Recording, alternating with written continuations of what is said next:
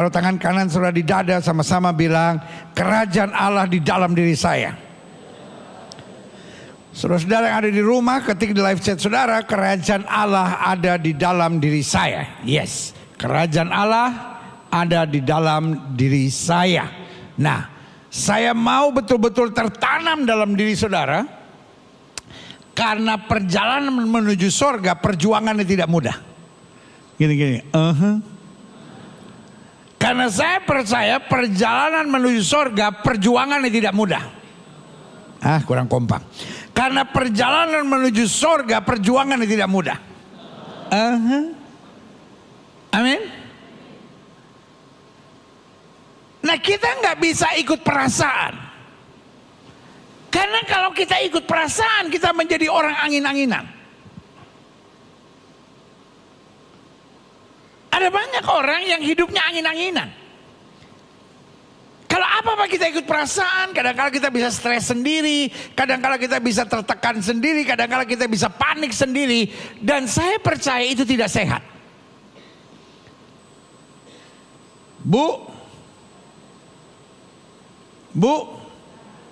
suami ibu suka angin-anginan gak, Bu? Kadang dia bisa baik banget, perhatian banget.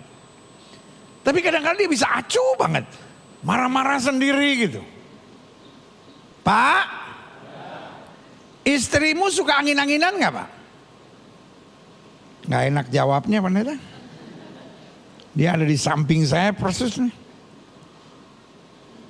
Bu, seneng gak punya suami angin-anginan?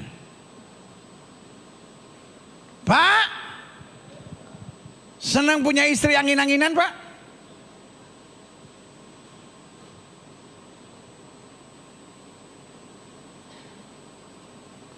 Adik-adik muda senang punya pacar yang angin-anginan gitu? Kadang baik, kadang-kadang acuh, tinggal nyanyinya cicak-cicak di dinding, diam-diam berharap. Saya percaya orang angin-anginan secara kesehatan tidak sehat. Karena saya banyak baca jurnal kedokteran, katanya orang kalau nggak stabil jiwanya lebih cepat mati daripada orang-orang yang jiwanya stabil. Jadi Bu, kalau suami ibu angin-anginan gitu, peluk dia dan bilang, sayang, kamu gak mau cepat aku jadi janda kan? Pak, kalau istrimu angin-anginan, peluk dia dan bilang, sayang, kamu gak mau cepat aku jadi duda kan? Karena orang yang angin-anginan secara kesehatan tidak baik. Lalu yang kedua saya pelajari, orang yang angin-anginan, rumah tangganya juga menjadi tidak sehat. Karena banyak suami enak lihat istrinya angin-anginan. Dan banyak suami kalau nggak kuat iman, lihat istrinya angin-anginan, bisa jatuh dalam perselingkuhan. Gak usah senyum, Pak, sadar, bertobat, kembali ke jalan yang lurus. Ada bapak, ngerti pendeta ini, ngerti ini. Sadar makanya. Ibu-ibu kalau nggak kuat iman, punya laki yang angin-anginan, tiba-tiba di kantor, di pergaulan ada yang lebih stabil gitu. Ini yang kubutuhkan sebagai seorang wanita. Najis.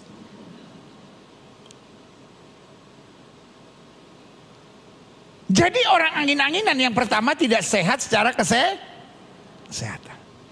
Yang kedua tidak sehat secara apa? Keluarga, rumah tangga. Dan yang ketiga tidak sehat secara kehidupan sehari-hari. Saya mau tanya sama saudara, kalau saudara seorang pimpinan perusahaan, seneng gak punya anak buah yang angin-anginan? Halo? Seneng gak? Enggak. Kalau saudara karyawan, seneng gak lihat pimpinan atau supervisor yang angin-anginan?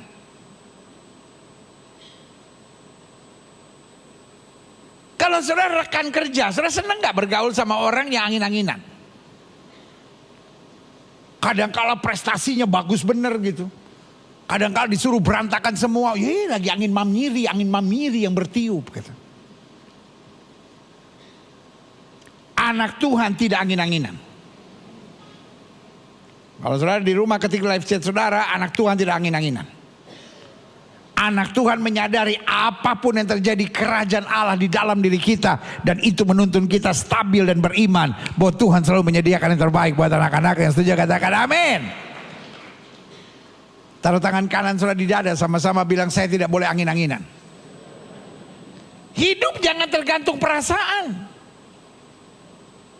Tapi hidup ada pada keyakinan karena kerajaan Allah pada saya dipimpin dari kemenangan lepas pada kemenangan untuk menuju pada kemuliaan yang luar biasa. Berikan tepuk tangan yang meriah buat Tuhan.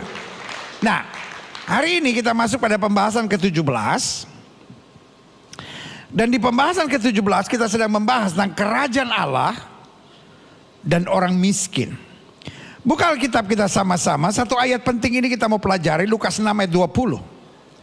Lalu Yesus memandang murid-muridnya dan berkata, berbahagialah hai kamu yang miskin, karena kamulah yang mempunyai kerajaan Allah. Ayat ini jelas? Halo? Ayat ini jelas? Halo? Ayat ini jelas? Kalau kita salah memahami Alkitab, kadangkala kita bisa ambil kesimpulan yang salah.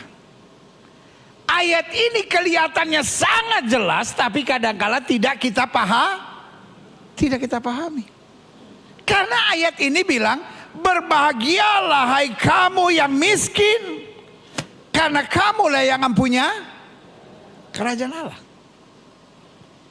Pertanyaan saya, benar gak kira-kira hanya orang miskin yang bisa masuk surga?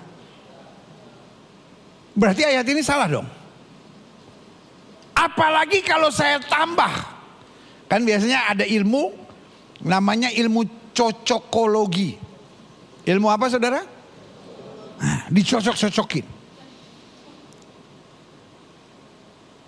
Ini ditambah dengan ayat, pergi jualah semua hartamu bagi orang miskin. Ditambah lagi ayat yang berkata, lebih mudah seekor unta masuk melalui lubang jarum daripada orang kaya masuk dalam kerajaan sorga.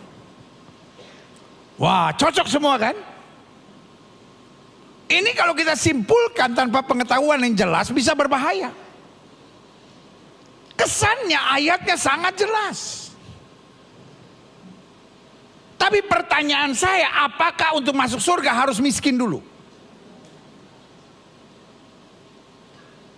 Kalau semua orang Kristen miskin, tidak ada gereja bisa berdiri. Karena apa? Mesti bayar listrik gak kuat.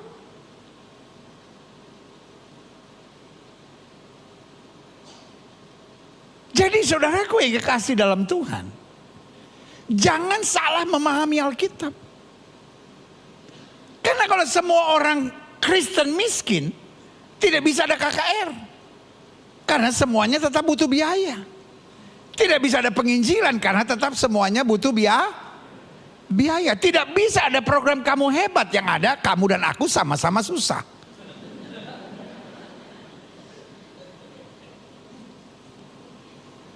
Karena hari-hari ini dibangun sebuah image. Makanya saya bilang ini zaman post-truth. Zaman post-truth adalah zaman everything become framing. Segala sesuatunya coba di framing. Jadi ada kesan, makin orang itu miskin, makin dia rohani. Makin anak Tuhan itu miskin, makin dia gak bisa bayar cicilan, makin dia gak bisa bayar kontrakan, makin nama Tuhan dipermuliakan. Pertanyaan saya sederhana.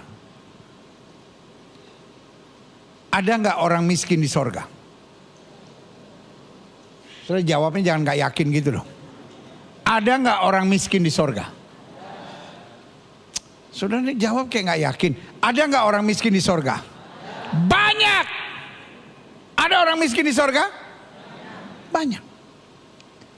Pertanyaan saya kedua. Ada nggak orang kaya di sorga? Banyak. Wah, saudara terhibur. Ada kesempatan saya ini. Tapi saya juga mesti jelas tanya, ada nggak orang kaya di neraka? Banyak. Bilang sama sebelah saudara, lu yang mana? Bilang sama orang yang nanya sama saudara, gue belum kaya bos. Ada nggak orang miskin di sorga? Banyak. Ada nggak orang kaya di sorga? Ada nggak orang kaya di neraka? Ada nggak orang miskin di neraka?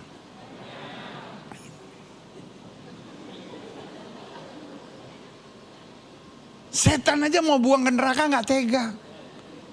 Ini orang udah miskin di dunia. Lu kalau tahu mau masuk neraka mendingan lu ngaco sekalian. Karena pertanyaan saya, ada nggak orang miskin yang hatinya penuh iri? Ada nggak orang miskin yang hatinya penuh dengki? Ini pertanyaan yang lebih nggak enak lagi nih saya mau nanya nih. Ada nggak orang miskin yang, aduh nggak tega juga saya. Ada nggak orang miskin yang selingkuh? Darah Yesus. Cicilan aja belum lunas. Listrik masih nunggak. Selingkuh lagi. Nggak tahu saya selingkuhnya nyicil atau enggak. Jadi hari ini perlu saya gariskan. Hari ini kita perlu ambil kata sepakat. Miskin dan kaya bukan urusan masuk surga. Syarat masuk surga tidak ada hubungannya dengan miskin atau kaya. Nggak mungkin orang harusnya masuk neraka. Petrus lihat, oh dia miskin ya. Miskin, sini. Lu udah miskin masa masuk neraka. Sini, masuk surga. Miskin kan? Iya. Ini BPJS aja nggak bayar. Ini ada SKM, surat keterangan miskin. Ayo masuk surga. No. Miskin atau kaya bukan syarat masuk surga. Syarat masuk surga adalah hati. Ketika Tuhan jumpai hatimu bersih, memandang kepada Tuhan dan menerima anugerahnya yang luar biasa, orang itu berhak menerima sorga, rumah Bapa yang kekal. Yang setuju katakan amin. Jadi jangan saudara berpikir bahwa sorga itu ditentukan saldo kita. Makin kecil saldonya, makin kesempatan besar menuju sorga. Lalu saudara mungkin menatap saya dan berkata, kalau gitu Alkitab salah dong. Dalam Injil yang lain diterangkan, blessed are those who know that they are poor. Diberkati dia yang sadar bahwa dia miskin. Jelas? Artinya kita sadar, semua yang kita punya Tuhan punya. Semua yang saya bisa karena anugerah dan kasih karunia Tuhan yang luar biasa. Yang setuju katakan amin. Lanjut. Saya harap saudara ngerti betul. Yakobus 2 ayat 5 bilang, dengarkanlah. Hai saudara-saudara yang kukasihi, bukankah Allah memilih orang-orang miskin? Bukan. Allah memilih orang-orang yang dianggap miskin, diperlakukan tidak berharga, diperlakukan semena-mena oleh dunia ini untuk menjadi apa? Kaya dalam iman dan menjadi ahli waris kerajaan yang telah dijanjikan kepada barang siapa yang mengasihi dia. Klik. Kesimpulan sederhana saya, miskin di sini bukan dimaksudkan Yesus keadaan kemiskinan. Jelas? Jadi jangan saudara berpikir saya harus miskin supaya saya bisa masuk surga. Tapi saya harus sadar bahwa semua yang saya punya berasal dari Tuhan. Amin. Dan kalaupun orang menganggap saya tidak berarti, Kalaupun orang merendahkan saya tidak perlu sakit hati. Karena saya dipilih Tuhan untuk menyatakan kekayaan kemuliaannya. Amin. Nah, karena itu saya simpulkan begini. Kemiskinan di sini bukan berarti keadaan yang miskin. Tapi kemiskinan di sini dimaksudkan satu, kesadaran bahwa kita tidak punya apa-apa dan tidak mampu berbuat apa-apa tanpa Tuhan. Sama-sama bilang sama saya tidak punya apa-apa. Sama-sama bilang semua yang saya bisa karena Tuhan. Karena saya sadar tidak punya apa-apa, saya tidak mampu berbuat apa-apa, saya tidak akan turun di ranjang di waktu pagi sebelum saya berdoa dan baca Alkitab. Saya hargai saudara-saudara orang-orang sukses. Saya hargai saudara orang-orang yang berhasil. Saya hargai saudara-saudara orang-orang yang ahli di bidangnya. Tapi saya mau bilang jangan ambil keputusan apa-apa sebelum melibatkan Tuhan. Karena semuanya kita bisa karena Tuhan. Amin. Belajar sadar bahwa kita semuanya miskin. Semua yang kita punya hanya titipan dari Tuhan. Amin. Kalau saudara perhatikan GNE hanya mengantarkan titipan. Kadang-kadang dia antar sesuatu yang murah ke rumah kita. Dan tetap dia tersenyum dan menghargai. Gak mungkin diantarkan yang murah sambil dia banting, dia bilang nyusahin gue aja cuma barang murah begini. Lain kali agak mahal dikit. Tapi kadang-kala ada yang dia antar barang berharga. Dan dia juga gak pakai nyembah saudara, biasa aja. SOP-nya tetap sama. Amin. Makanya Ayub tidak protes. Ayub tidak sakit hati. Ayub tidak kecewa ketika kehilangan sesuatu. Dia cuma bilang, Tuhan yang memberi, Tuhan yang mengambil. Terpujilah nama Tuhan, berikan tepuk tangan yang meriah. Itu orang yang sadar dia miskin. Semua yang dia punya datangnya dari Tuhan. Hidup seperti itu asik. Hidup seperti itu santai. Hidup seperti itu menjadinya nyaman. Kenapa kita stres? Kenapa kita marah? Kenapa kita kecewa? Kenapa kita berontak? Karena kita pikir itu saya punya, itu hak saya, itu milik saya. Tapi kalau kita tahu itu titipan Tuhan, kita tahu Tuhan selalu menyediakan yang terbaik buat kita. Amin. Yang kedua, apa artinya miskin di sini? Miskin di sini dimaksudkan situasi dan keadaan di mana kita dianggap dan diperlakukan sebagai orang yang tidak berharga dan tidak berarti.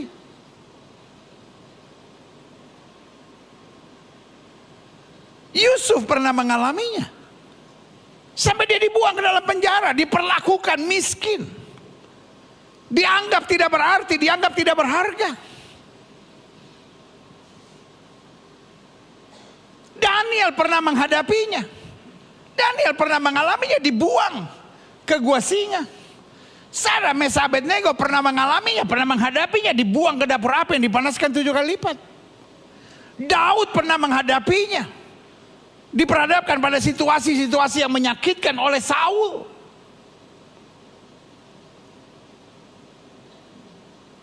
Tetapi Yusuf,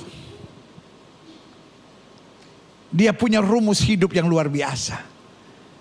Dia bilang kalaupun manusia mereka-rekakan yang jahat, kalau manusia pun menghina dan merendahkan, Tuhan mereka-rekakannya untuk kebaikannya. Berikan tepuk tangan yang meriah buat Tuhan. Ketika engkau tidak diperlakukan secara terhormat, ketika engkau diperlakukan secara hina, ketika engkau diperlakukan semena-mena, bahkan ketika engkau dikhianati, engkau disakiti, engkau dilukai, engkau dicurangi, engkau dijahati, sebagai hamba Allah, saya hanya mau ingatkan buat saudara, tetap tenang. Hidupmu tidak tergantung dengan perlakuan manusia atas hidupmu.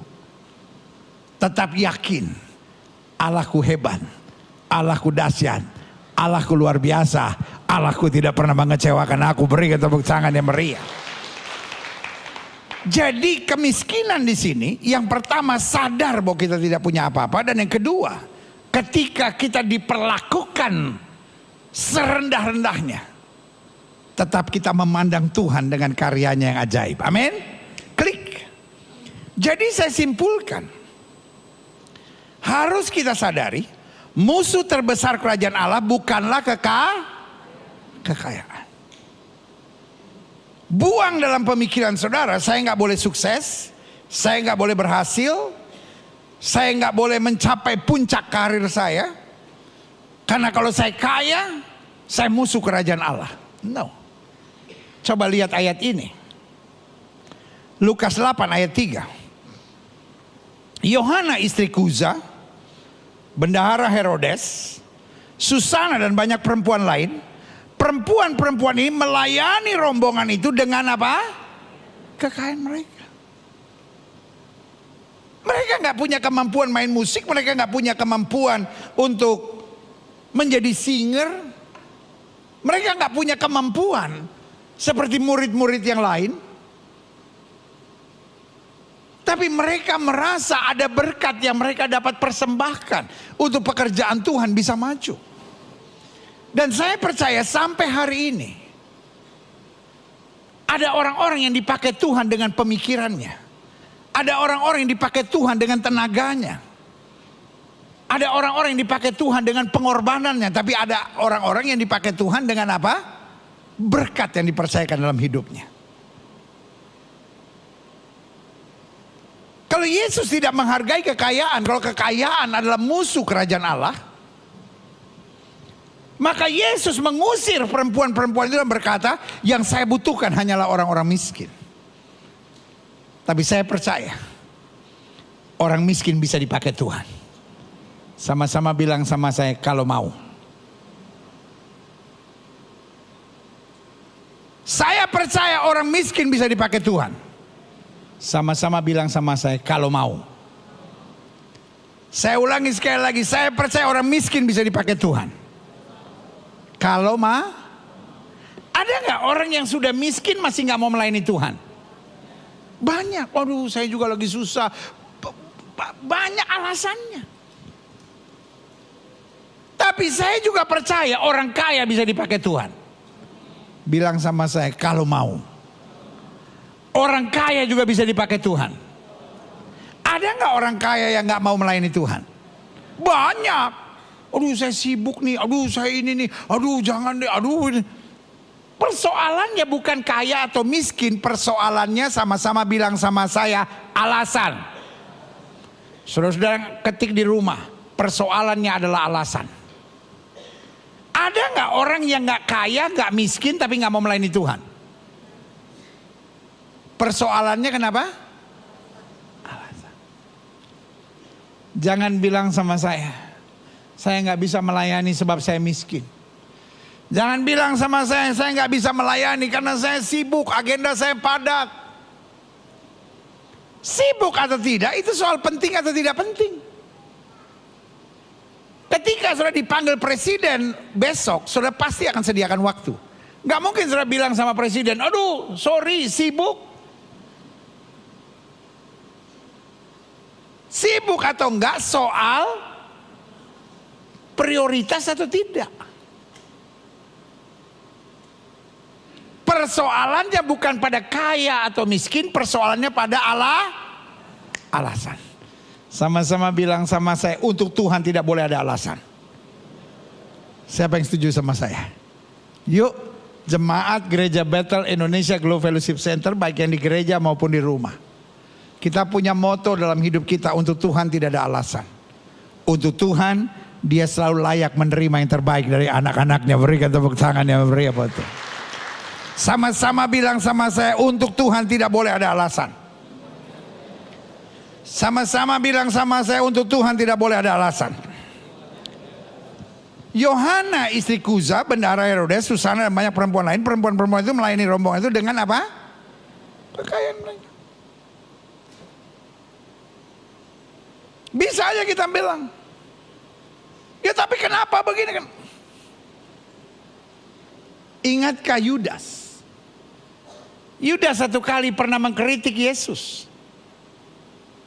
Karena ada perempuan yang memecahkan setengah kati minyak narwastu murni yang mahal harganya. Yudas kelihatannya Kita orang Indonesia Timur suka bilang gini, rupa benar dia itu.